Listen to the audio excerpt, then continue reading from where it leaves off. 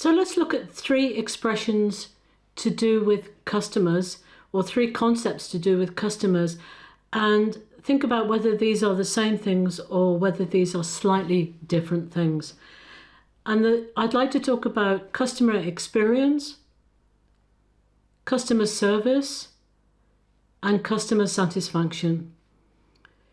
So let's think about customer experiences. Well, customer experiences are all about these interactions that we have with companies and that we have with brands. And it's about getting a good impression of that company or that brand every time a customer interacts with it.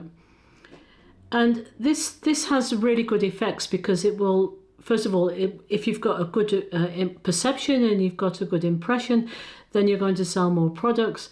Customers are going to be much more loyal to your brand and to your products. And if we think a bit about interactions, well, there are all kinds of things that go on and all kinds of points where we have interaction with brands and with products and with services.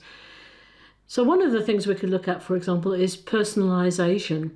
And if we think about websites, or we think about services such as streaming services, then many of these companies will offer some kind of personal recommendations based on the browsing history that we've had in the past, or to do with purchases that we've had in the past. If you think about every time you go onto the Amazon website, or I go to a bookstore here in the United Kingdom, every time they're giving me the personal recommendations for books based on the kind of purchases that I've made before. Or even if you go on to Netflix, then every single customer probably has some kind of personal website, which is all the time is making personal recommendations to the customer. Now, customer experience can also stem from customer service. When the customer service has been very good and we're really impressed and we're really happy with the customer service we've had, this can be a positive customer experience. It can be using the website and finding the website very easy to use. Another example is an airline that I often fly with, and I'm registered with the website and I'm registered with the app. And I find with this particular airline that I'm really pleased with the interaction I have with the airline, because I'm happy with the amount of information they give me when I'm going to fly something. All the time they're giving me updates about the flight. They're giving me updates, any information, for example, if there's going to be any small kind of delay or anything that's happening with the flight. And this is really good interaction with the company. The interaction could be dealing with advertising campaigns and so on. Now, this is customer experiences. So I would say as well, another word that I would use with customer experience is proactive. These are all the things that the company will do proactively in order to improve the experience or the interaction that the customer has with the company and gets a better impression of the company or the brand.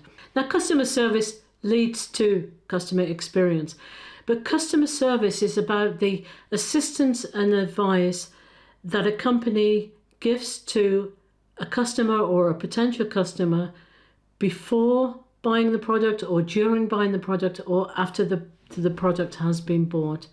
And this is a kind of reaction to the information or the things that the customer tells you. Now, one of the areas that comes into this is then, for example, dealing with complaints. And complaints are something that are often used in business English courses and in business English exams. And one of the things that you have to do is either make a complaint or deal with a complaint. Maybe a conversation with a customer, or writing an email or a letter to a customer.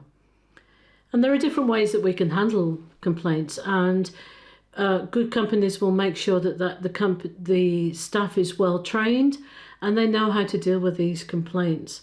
So when you deal with a company and the customer service representative really listens to you and asks questions for the clarification of your problem.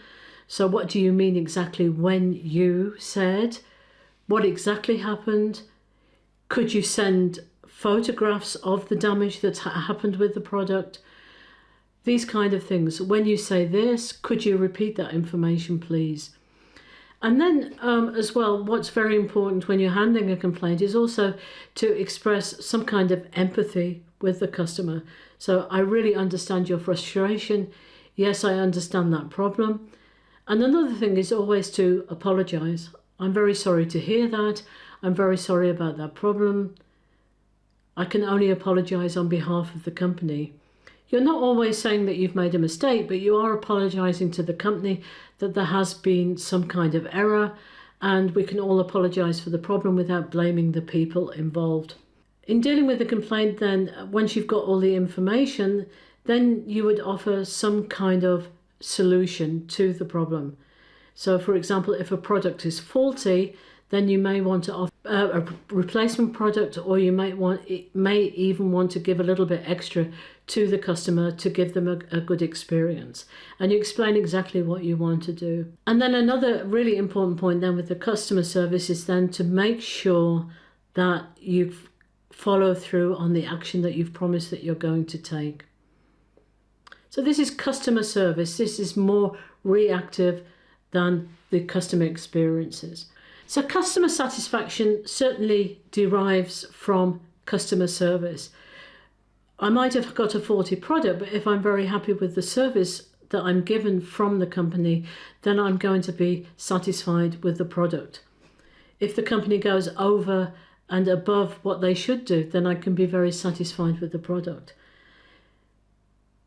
Satisfaction is also based on the quality of the product. Do I have value for money? If I've bought a very expensive product, then is it worth the money that I've spent on the product? Or if I've paid a much lower price, then maybe, and when the product performs really, really well, then I'm going to be really satisfied because I've got really, really good value for money. Customer satisfaction as well can be to do with the emotional connection that I feel with a brand. Especially, when I'm very loyal to a brand and I've been using the brand for years and I've consistently had good service and I've had good experiences with the brand. This will also lead to customer satisfaction.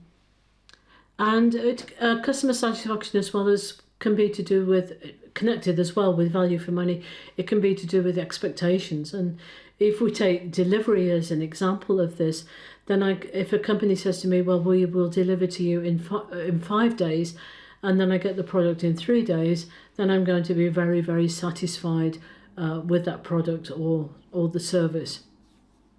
So this is customer experience, customer satisfaction, and customer service.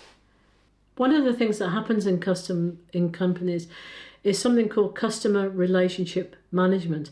And customer relationship management is basically software that gathers data, and it gathers data from information that you've got about customers. This could be simple things like contact information and any information that you have with interactions with customers. This could be contact through customer service. It could be contact through the website, email correspondence, and so on. And this information is centralized, and it's used throughout the company, and it's used by marketing, and it's used by sales, and it's used in order to improve things like customer experience, customer satisfaction, and customer service. Another thing that customer relationship management will help with as well, or it seeks to improve the sales pipeline.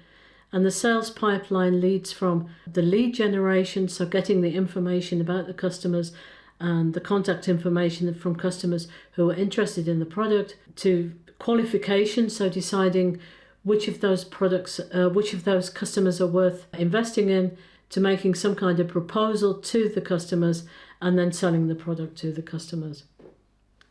So thank you very much for listening to this video, and I look forward to seeing you in the next one.